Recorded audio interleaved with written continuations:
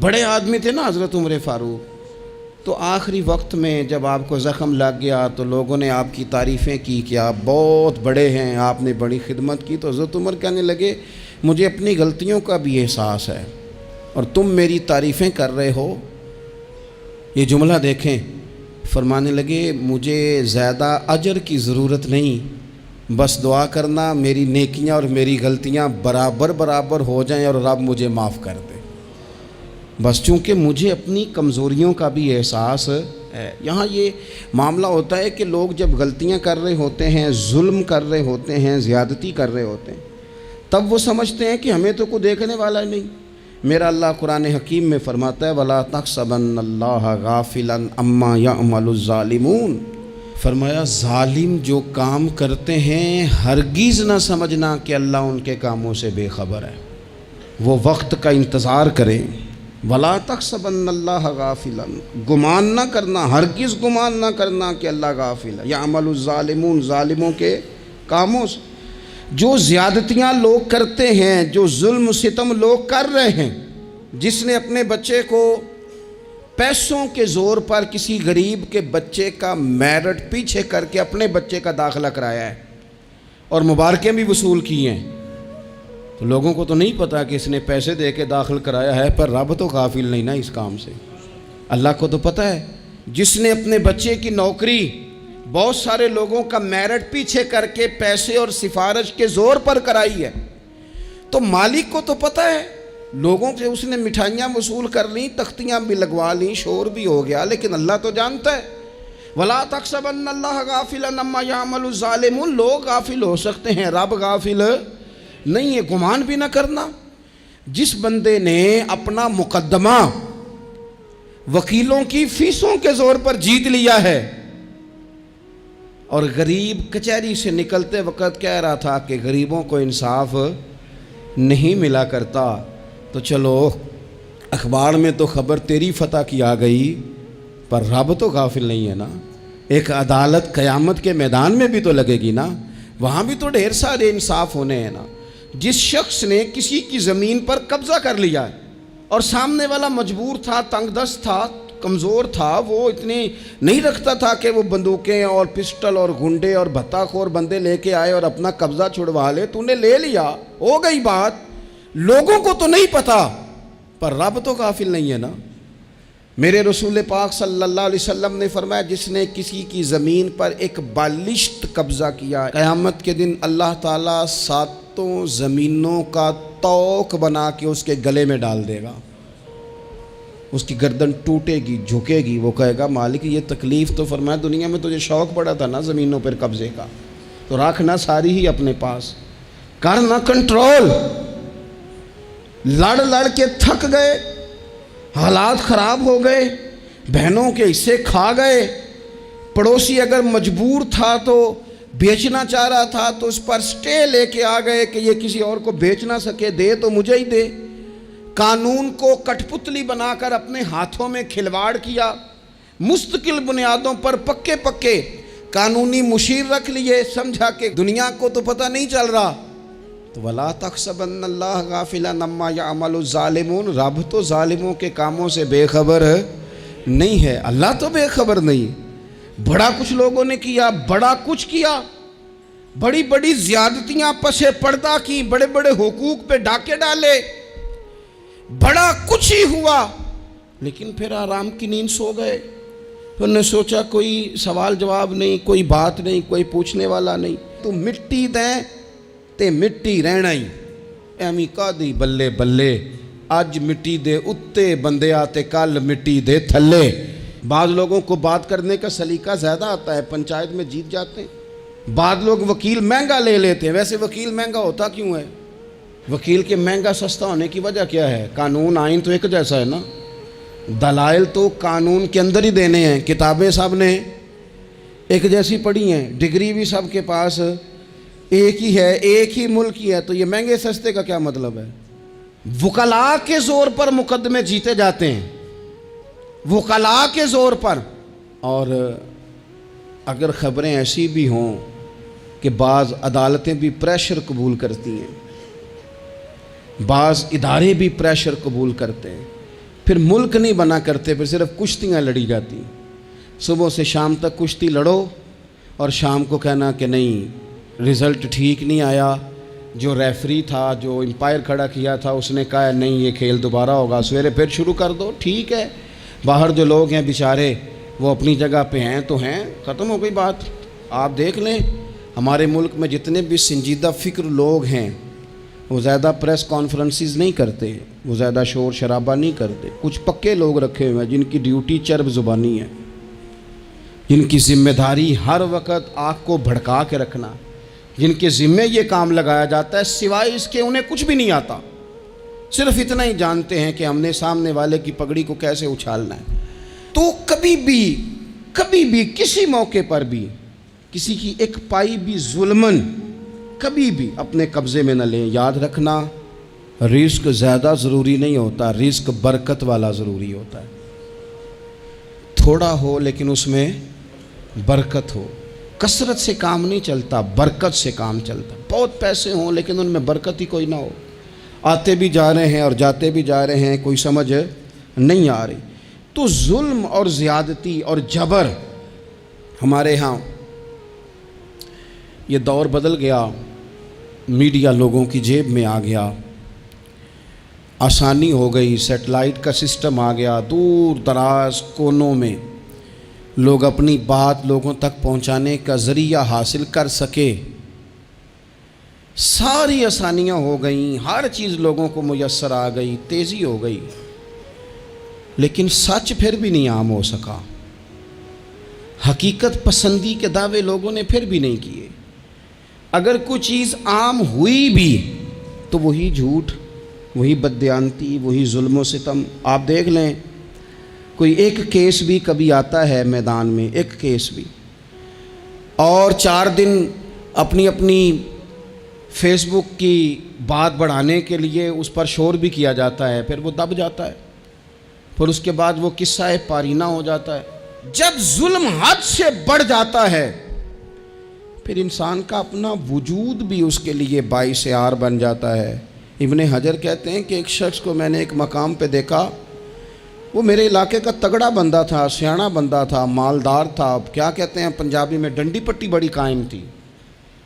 بڑا اس کا دبدبا تنتنا تھا، لیکن میں نے اسے طبیب کی دکان پر لیٹے ہوئے دیکھا تو اس کے وجود سے پیپ نکلتی تھی۔ میں نے اسے کہا یار تیرے نام سے تو لوگ خوف زدہ رہتے تھے، تیرا نام لے کے تو لوگ بچوں کو ڈرایا کرتے تھے، تیرے سے انسلاک رکھنے والے تو بازاروں میں گردنیں اونچی کر کے چلتے، تجھے کیا ہوا؟ تو کہنے لگا بس جب خدا کا حکم آیا، جب اللہ کی حکمت کا غلبہ ہوا، جب تک اس نے ڈھیل دی تو دی، لیکن جب وہ پکڑنے پہ آیا تو پھر حال یہ ہوا کہ ایک غریب مچھیرا مچھلیاں پکڑنے کے لیے دریا میں سارا دن بیٹھا رہا، اسے مچھلی نہ ملی، شام کو روئی پڑا کہ مالک میرے تو بچوں کے پاس کھانے کو بھی کوئی شے نہیں۔ تو ایک مچھلی شام کو بڑی محنت کے بعد ایک بڑی مچھلی اس کے ہاتھ لگی۔ ان دنوں نہ مچھلیاں ملتی تھی نہ گوشت ملتا تھا، وہ بیچارہ ایک مچھلی لے کے جا رہا تھا اپنے گھر کی جانب، تو سامنے اسے میں آ گیا، جو طریقہ ہوتا ہے، کدھر لے کے جا رہے ہو، کہاں سے لی ہے؟ تو کہتے اس نے کہا صاحب مجھے پتہ ہے آپ مجھ سے چھین لیں گے، لیکن میرے بچے صبح سے بھوکے ہیں، یہی میرا روزگار ہے، آج مجھے کچھ نہیں میسر آیا، میں نے اس مچھلی کو لیا ہے، مجھے تو بیچنے کو بھی کچھ نہیں ملا، پتہ نہیں مجھے پکانی کس طرح ہے، تو یہ ایک مچھلی میرے بچوں کی خوراک بنے گی، کل لوٹ لینا، پرسوں لوٹ لینا، تمہارا تو کام ہی لوٹنا ہے، چلو کچھ دن کے لیے ہاتھ روک لو۔ کہتے ہیں اس نے جب یہ کہا تو میں نے ایک تھپڑ مارا اور اس آدمی سے مچھلی چھین کر میں نے اسے پکڑ کے گھر لا رہا تھا میں، اس مچھلی نے، حالانکہ مچھلیاں کاٹا نہیں کرتی، کہنے لگا اس مچھلی نے ناخن پر میرے پورے پر تھوڑا سا کاٹا ہے، اور میں نے کہا کوئی بات نہیں، مچھلی ذرا بڑی تھی، اس نے کاٹ لیا، میں نے تھوڑی سی پٹی باندھی اور گھر والوں کو کہا مچھلی پکا دیں، انہوں نے پکائی کھائی، کچھ پتہ ہی نہیں تھا، 2-4 دن گزرے ہیں تو زخم آگے بڑھنے لگا ہے، طبیب کو دکھایا ہے تو اس نے کہا یہ تو انگلی کاٹنی پڑے گی، کہتا ہے وہ انگلی کٹوائی، 1 ہفتہ نہیں گزرا تھا کہ زخم آگے بڑھا، تو پھر وہ ہاتھ کی طرف بڑھا تو میں نے جا کے دکھایا تو اس نے کہا ہاتھ بھی کاٹنا پڑے گا، سارا بازو کٹوا چکا ہوں، رات کو نیند نہیں آتی، ایک لقمہ پیٹ میں نہیں گزرتا، میرے بچے، میرے بھتیجے، میرے بھائی، میرے عزیز گلی گلی اس غریب کو ڈھونڈتے پھرتے ہیں جس کا نام بھی ہم کوئی نہیں جانتے، تھک گئے تلاش کر کر کے، خدا جانے کہاں چھپ گیا اللہ کی اتنی بڑی زمین میں، وہ ملتا نہیں، میں سو نہیں پاتا۔ کہنے لگے شیخ میرے لیے دعا کر دو، مجھے کچھ نہیں چاہیے، بس وہ مجھے مل جائے اور میں اس سے معافی لے لوں، بس وہ مجھے معاف کر دے، 2 جملے معاف، جیسے بھی ہوگا میں منا لوں گا، بندہ درکار ہے۔ ابن حجر نے لکھا ہے، کہتے ہیں وہ تڑپتا رہا، روتا رہا، آہوزاری کرتا رہا۔ میں نے بھی اس کے لیے دعا کی کہ اللہ کرے وہ شخص تجھے مل جائے۔ پھر کچھ دنوں کے بعد مجھے کسی نے بتایا کہ مر تو گیا ہے تڑپ کے، پر اس سے معافی کا موقع میسر نہیں آیا۔ دوستو، زندگی میں کچھ کام ایسے ہم کرتے ہیں، وہ راز گرچہ ہمارے سینوں میں دفن ہوتے ہیں، لیکن کہیں ظلماً زیادتی کے ساتھ ہم نے 4 پیسے بھی کسی کے ہڑپ کیے، کام محنت کرنی نہیں، جی چرانا ہے، کوشش کرنی نہیں، جی چرانا ہے۔ ملا رومی رحمۃ اللہ تعالیٰ علیہ نے لکھا ہے، جو آدمی ظلماً چیزیں کھانے کا عادی ہو جاتا ہے، اس کے منہ کو وہ بدبودار ذائقہ لگ جاتا ہے، وہ خدا سے معافی مانگے کہ یہ کیا میرے منہ کو گند لگ گیا ہے کہ ہمیشہ ناجائز کی ہی لذت آنے لگی، حرام کی لذت آنے لگی،